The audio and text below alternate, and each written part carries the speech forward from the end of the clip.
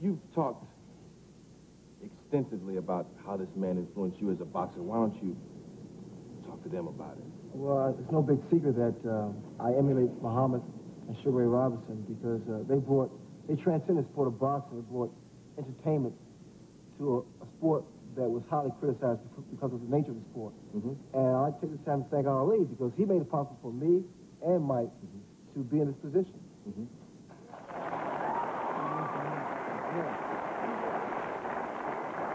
I don't want your hand, I want your wallet. You want money from you and Stallone. If you had to name him, say for instance he were an opponent.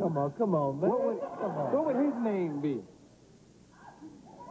The Rabbit. The Rabbit. Rabbit 2. Don't say that. It's TV. Television, man. It's on television. Yeah, rabbits are cute. They multiply, too.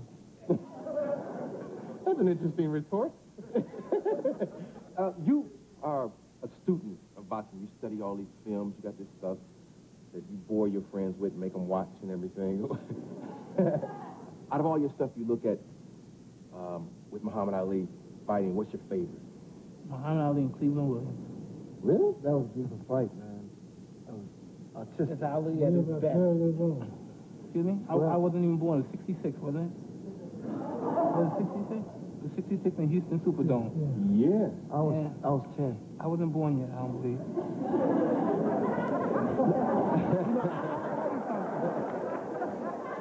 You know what, a long time ago, it was in Bronx, and I was in a detention home for bad kids, right? And Muhammad came and he visited us. And this was at the time the movie The Greatest was out. So all the kids sat down and we watched the movie The Greatest. And then Ali came in. This is a funny story. Once I saw him and I saw his impact and what kind of aura he came once he entered the room, by no means from watching him fight, I knew I could never copy or emulate his style because he was so far advanced as far as technology and everything. You know, he was the future as far as boxing was concerned.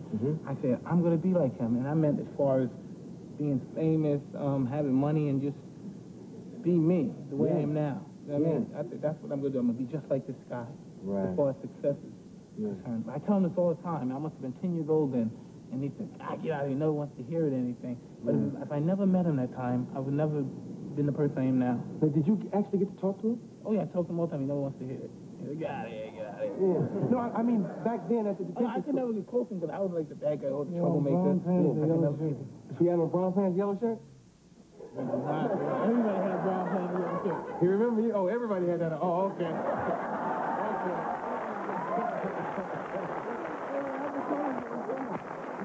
That was the uniform. No doubt. Now, what was it about that Cleveland Williams fight that you liked? Because you watch them, you know what I mean? That was him at marvelous physical shape. When you watch him in the later years, you know what I mean? His personality reflecting, you know what I mean? His characteristics, you know what I mean? And his character overwhelming everyone, you know what I mean? Because deep down belief. And totally manipulating the human mind at that time. And when fighters at particular times before him was just authentically tough. You hit me, and who's going to land the first blow and who's going to take it? It's like I was saying, this authentic tough man. He's coming in, and he was just so marvelous, and he just outthinked them, and he would make them believe they were tired. He would talk to them. A scientific approach. It was just totally unbelievable. That's what I told him to say. I know at this time it's very hard to believe because sometimes, you know, I guess, I don't know.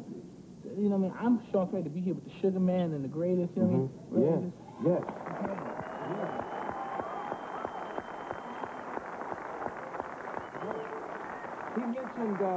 He mentioned talking to your opponents. Did you talk to a lot of your opponents? Now, you told me this wasn't true, but Frazier claims in this videotape that they've rent that you told him that you were God or something like that. That's not true, though, right? What would you say to a Joe Frazier when you were in the ring? You're in trouble, sucker.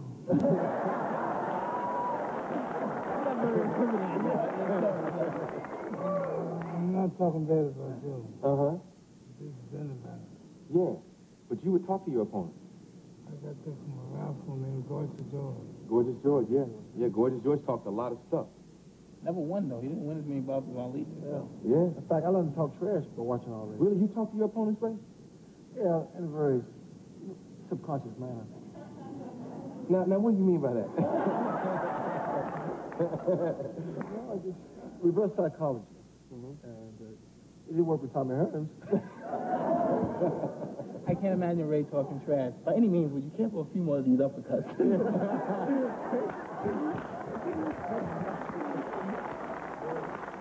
Do you talk to people, Mike? You talk to people? Mike doesn't have to talk to nobody. You've never talked to an opponent in the ring? You have? Yeah, Tyrell Biggs. Really? What'd you say to Tyrell? In one incident, he said, wow, you throwing elbows too? I said, you're going to die. Your elbows, you're going to die. You know what? It's probably our pleasure to have this moment just to tell you how bad you are, man, and just sit down and kick it with you. You are truly the greatest of all times. Muhammad Ali.